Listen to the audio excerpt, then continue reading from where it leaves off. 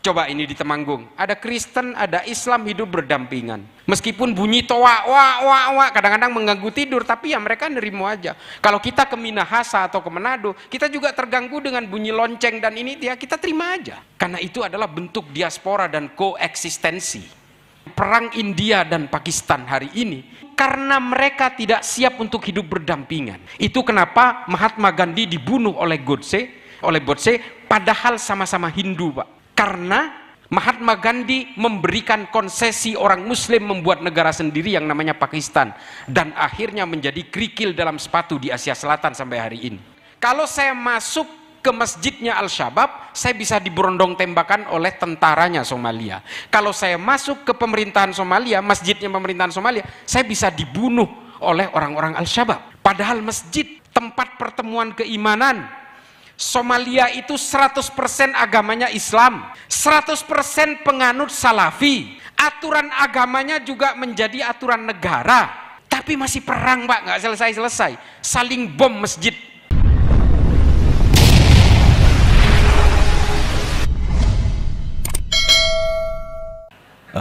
Gus, ini saya Bu. Dalam kita hidup, kita berjalan tentunya ada 3 pilar, ada 3 kekuatan, yaitu raga, kemudian jiwa atau nurani, yang ketiga adalah pikiran, hasrat atau emosional. Dari ketiga itu tentunya kita ada keseimbangan.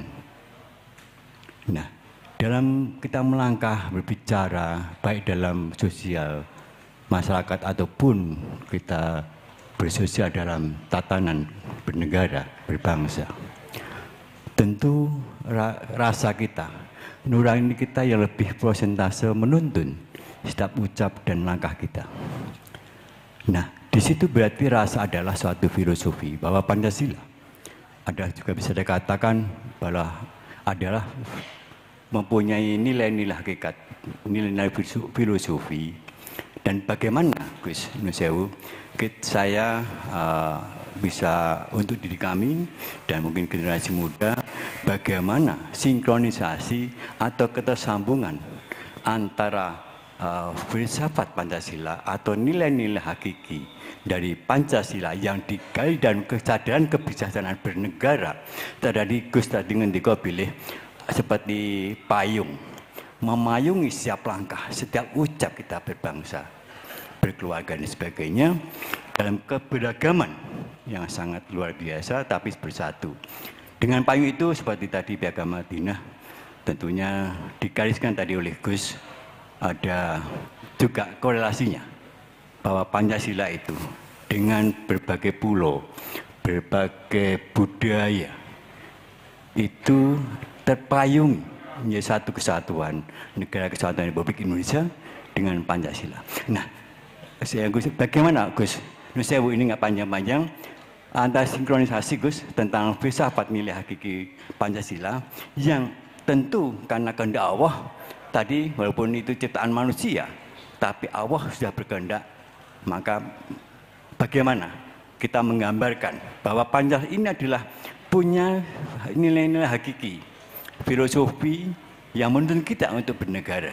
Sehingga Nusewu Gus, nyuwun pencerahannya pun bagaimana kita bagi kami dan mungkin generasi muda atau semuanya, khususnya saya, bagaimana menggambarkan bahwa Pancasila ini sebagai falsafah negara, bagian dari Indonesia, negara kita, bagaimana kaitan nilai hakikat daripada nilai-nilai Pancasila yang bersumber tentunya pada nilai-nilai agama. Demikian Gus yang bisa kami sampaikan, minta saran dan pencerahannya Gus, mohon maaf apabila ada kurang lebih saya. Terima kasih. Wassalamualaikum warahmatullahi wabarakatuh. Izin. Pancasila ada poin yang namanya adalah kemanusiaan yang adil dan beradab, keadilan sosial bagi seluruh rakyat Indonesia juga. Namun dari awal saya lihat yang terpampang tadi di depan hanya fotonya Insinyur Soekarno terkait dengan Pancasila. Benar, beliau adalah presiden pertama kita. Namun pencetus Pancasila bukan hanya beliau. Ada Supomo, ada Muhyamin, bahkan ada Panitia 9. Lalu yang selanjutnya, mungkin ini curahan juga mungkin kepada pemerintah daerah Kabupaten Temanggung.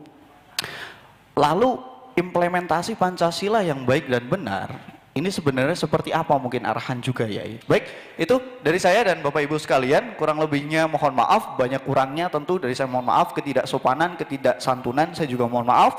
Yakin usaha sampai, Anas Rodin, HMI Temanggung. Assalamualaikum warahmatullahi wabarakatuh. Terima kasih. Benarkah bahwa di Indonesia ini Pancasila itu final dengan alasan-alasan atau pemikiran yang sudah saya sampaikan itu? Selamat sore. Perkenalkan, nama saya Vina, saya mahasiswa sejarah dari Universitas Diponegoro dari Gemawang, Temanggung. Langsung saja, sebenarnya pertanyaan saya sudah mirip sama tadi mas-mas yang HMI. Jadi membahas tadi kan banyak cerita-cerita terdahulu khususnya dari sudut pandang Islam ya. Nah, terlepas dari itu kalau melihat di masa kini dari pandangan bapak-bapak sekalian, untuk zaman sekarang dengan case and condition yang sudah berbeda gitu, apakah sebenarnya Pancasila ini masih diaplikasikan atau tidak sih? Atau memang sudah mulai luntur begitu? Melihat kehidupan masyarakat yang semakin rumit, Pancasila juga tidak hanya sila pertama, ada sila kelima tadi, keadilan sosial, sebagai khususnya saya sendiri yang dari Gemawang sana merasakan sendiri adanya kesenjangan bahkan di Temanggung itu sendiri. Jadi saya ingin melihat seperti apa pandangan bapak-bapak sekalian. Terima kasih. Wassalamualaikum warahmatullahi wabarakatuh. Terima kasih para penanya ya. Satu mungkin begini, harus kita ketahui Pancasila itu tidak pernah ada satu aturan yang menyatakan bahwa Pancasila itu adalah dasar negara. Tidak ada aturan itu. Mengapa tidak ada aturan itu?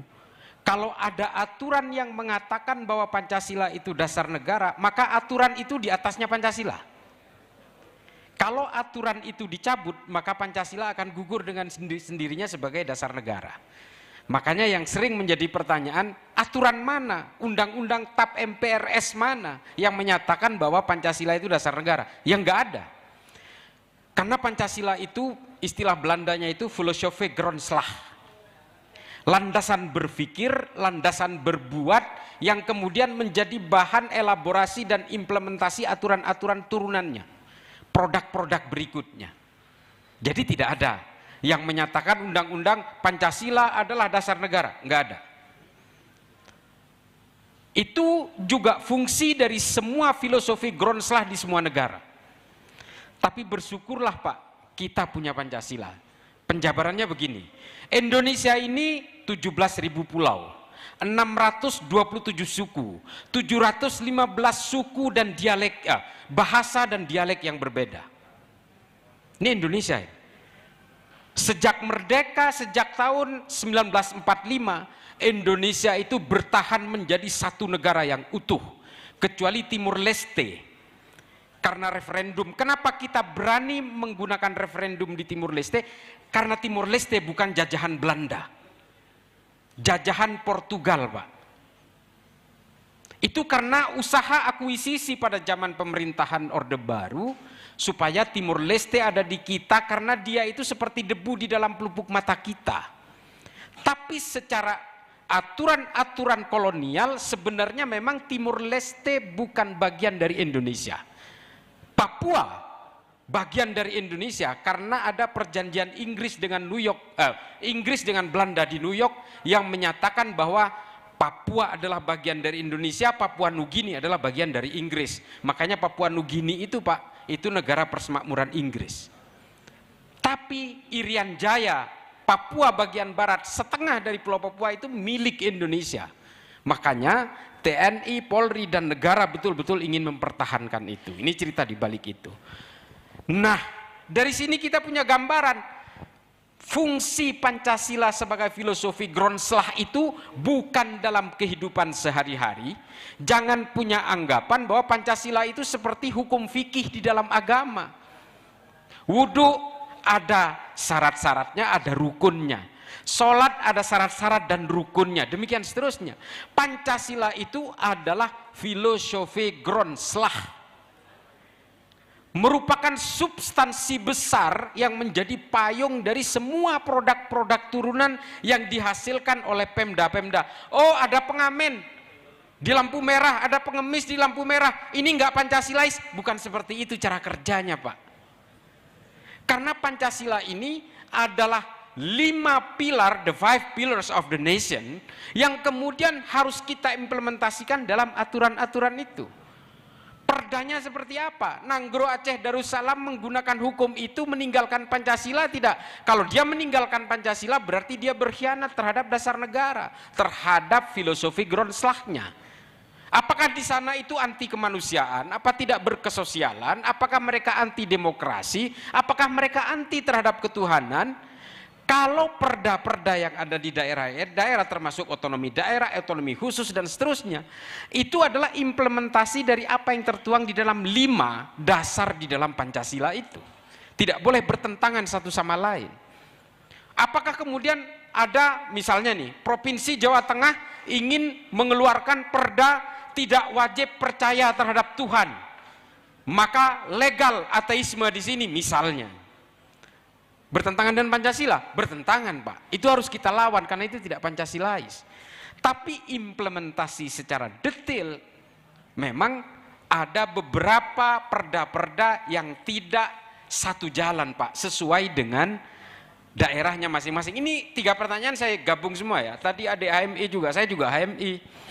Saya LK2 tapi ngajar LK3. Saya juga HMI dulu. Angkatan saya itu Saifullah Yusuf dan seterusnya, ada Anas Urbaningrum, itu satu angkatan. Nah, Bapak Ibu sekalian, Pancasila setidaknya bisa memperekat kita semua hari ini. Dari 17.000 pulau, ratusan suku, ratusan bahasa, tapi kita menjadi satu. Ini setidaknya Pancasila masih menjadi perekat itu semua. Coba bayangkan, Pak, Arab nih. Arab itu bisa dibilang satu bahasa, satu suku, dan bahkan bisa dibilang agamanya sama, Pak. Pecah jadi berapa negara itu, negara perintil-perintil itu. Kuwait, Yaman aja terbelah jadi 2, Yaman Selatan dan Yaman Utara. Yaman Utara Syiah, yang Yaman Selatan Sunni. Coba bayangkan itu. Padahal sama-sama Arab loh. Ada Mesir, Yordan, Suriah, bahkan Irak. Negara besar Arab itu terbagi menjadi 2, yang satu Kurdistan, satu Irak bagian selatan. Coba itu bisa bayangkan itu. Padahal semuanya hampir homogen itu, Pak. Tapi karena mereka nggak punya Pancasila, ya mereka terpecah belah semua. Negara Balkan, Pak, yang sudah ribuan tahun menjadi satu negara bernama Yugoslavia, berada di bawah pemerintahan monarki pada masanya, akhirnya pecah menjadi 7 negara, Pak. Karena Serbia, Bosnia, Slavia, Slovakia, dan seterusnya. Mereka tidak punya Pancasila. Coba bisa bayangkan kalau kita misalnya, wah saya Madura, ini saya harus jadi merdeka sendiri. Harus menjadi negara Republik Madura. Padahal sawi aja masih impor dari Jawa, Madura itu. Karena nggak bisa ditanami kangkung, sawi, dan toge itu. Jadi Pancasila itu adalah filosofi Grundslag itu. Nah, soal di Temanggung nanti kayak apa menggunakan data 2023, saya kira nanti harus dilihat datanya setelah kepemimpinan Pak Agus. Tolong didukung Pak Agus. Pak Agus teman saya ini. Kalian juga kader saya di HMI. Karena kita harus lihat nanti seperti apa kepemimpinan Pak Agus. Artinya mudah-mudahan ini menjadi maslahat bagi masyarakat Temanggung. Dan saya kenal betul Pak Agus. Beliau ini pejuang. Dan saya bangga menjadi perokok karena ikut membantu Temanggung. Nah, Bapak sekalian termasuk Mas, apakah ini final atau tidak final? Pancasila secara substantif definitely final. Karena itu universalismenya ada di situ. Unity in diversity-nya ada di situ. Believe in one God juga ada di situ. Saya, Pak, menjadi konsultan pemerintahan Somalia 2 tahun untuk anti teror dan kontra radikalnya. Saya gagal, Pak, 2 tahun. Saya makan gaji buta 2 tahun.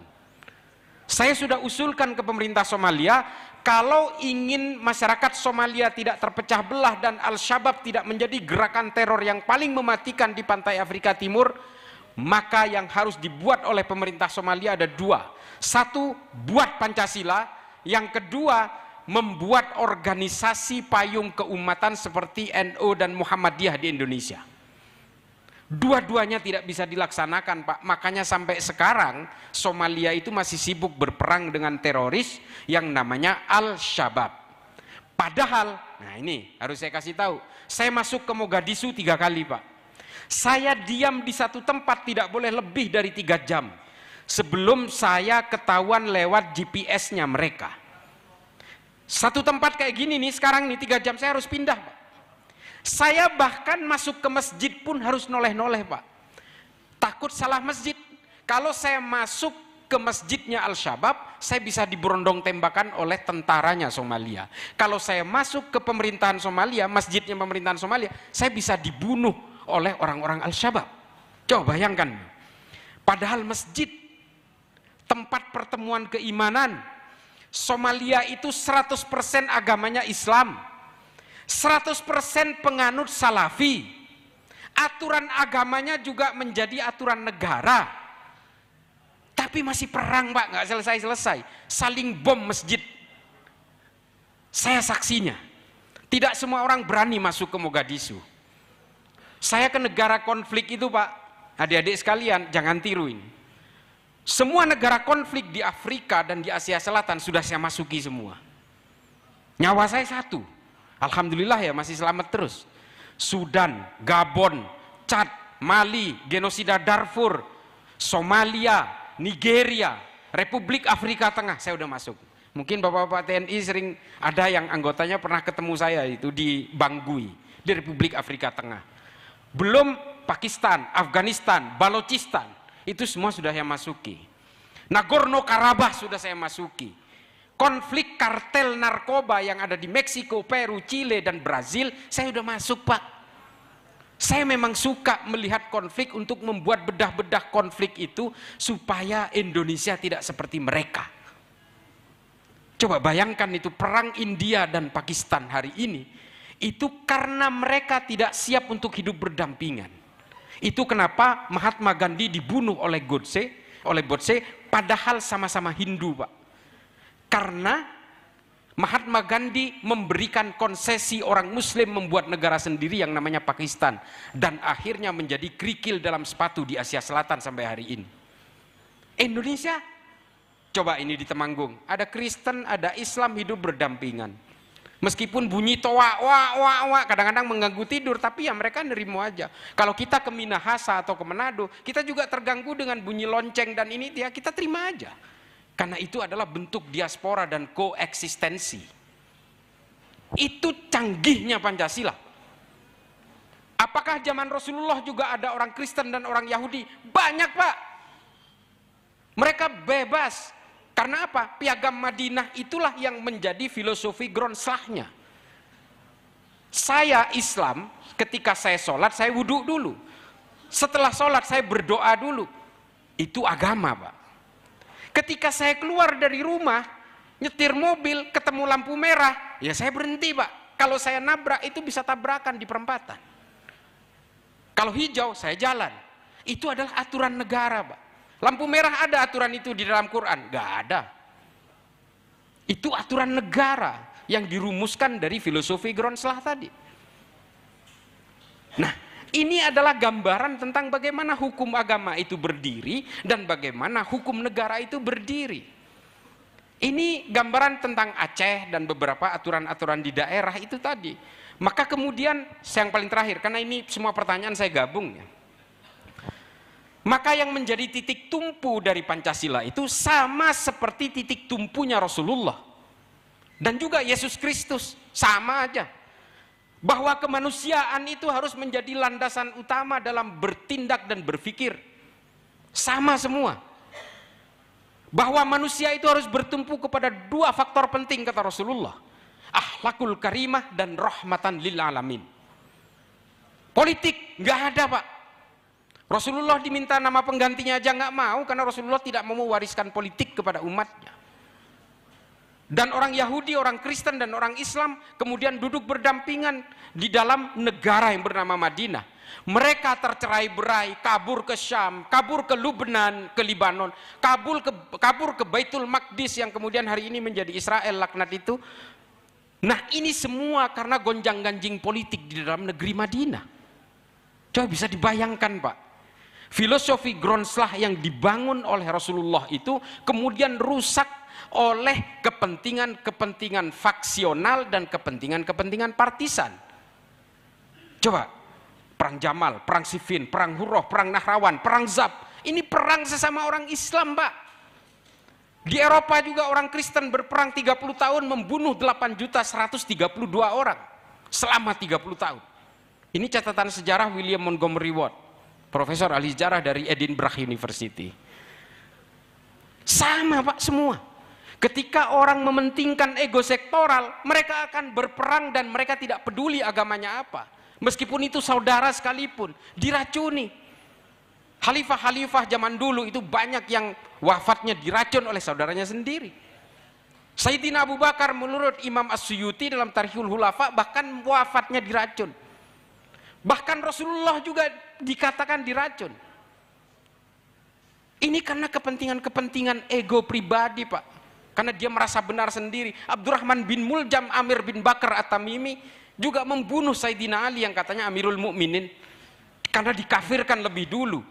Nah, ini adalah gambaran bagaimana pengkhianatan terhadap dasar negara itu kemudian menimbulkan berbagai perpecahan di dalam satu negara. Nah, itu yang ingin saya gambarkan, bahwa posisi Pancasila ini menjadi penting secara epistemologis maupun secara ontologis, bahwa substansinya yang harus turun ke bawah. Terakhir, Pancasila itu jangan kemudian dianggap itu adalah bagian dari kehidupan sehari-hari, karena ini adalah the umbrella of law. Semua produk turunan itu harus mengacu kepada kemanusiaan, persatuan, dan keyakinan terhadap ketuhanan yang Maha Esa. Selebihnya itu adalah berbagai pengembangan-pengembangan pemikiran manusia yang mungkin suatu saat akan dirubah produk turunannya oleh generasi mendatang. Pancasilanya mungkin dianggap final, iya, tapi substansinya, mungkin Pancasila produk turunannya akan diganti oleh generasi mendatang, tapi substansinya tidak akan pernah hilang. Sama seperti Sohifatul Madinah. Jadi jangan anggap bahwa Pancasila itu seperti hukum-hukum fikih. Dulu hukum fikih itu di dalam Islam berkembang sesuai dengan teknologi. Bukan Islam yang mengalah kepada hukum fikih, tapi hukum fikih itu adalah maqasidus syariah, pengawal. Dulu, Pak, kalau saya mau mengawinkan anak saya menyerahkan ke wali hakim itu harus bertatap muka dengan wali hakimnya, Pak. Lewat telepon diharamkan oleh ulama-ulama masyhur, nggak boleh, harus bertatap muka. Tapi sekarang ada video call, Pak. Itu oleh ulama-ulama masyhur diperbolehkan seorang wali menyerahkan kepada wali hakim lewat video call. Nah, ini yang dimaksud dengan maqasidus syariah. Ini analoginya seperti itu. Dan Pancasila juga sama fungsinya. Saya kira begitu ya. Mohon maaf, ini kurang lebihnya, ini nggak ada sesi lagi kan? Karena udah sore. Mudah-mudahan ini bisa menjadi manfaat bagi kita semua. Mohon maaf saya yang fakir ilmu, adik-adik sekalian, pesan saya baca, jangan mau kalah sama saya. Saya baca 1000 halaman per bulan. You name it. Mau buku Arab, mau buku kiri, mau buku kanan, selalu saya baca. Saya ngomong lancar begini, ini datang sendiri, ini dari buku-buku yang saya baca. Wallahi. Semua saya baca, mau Francis Fukuyama, semua datang. Semua, The Origin of Political Order, semua tentang Pancasila, identitinya Fukuyama, semua hadir di sini. Termasuk juga Robert Serjan, segala macam yang saya ceritakan tadi. Al-Muqaddimah, Abul A'la Al-Ma'arri, Kitabul Musikal Kabir, semua saya baca. Nah, ini, semua ini bisa seperti itu kalau adik-adik sekalian mau baca. Iqra, itu penting. Saya kira itu saja. Wallahul muwaffiq ila aqwamit thoriq. Wassalamualaikum warahmatullahi taala wabarakatuh.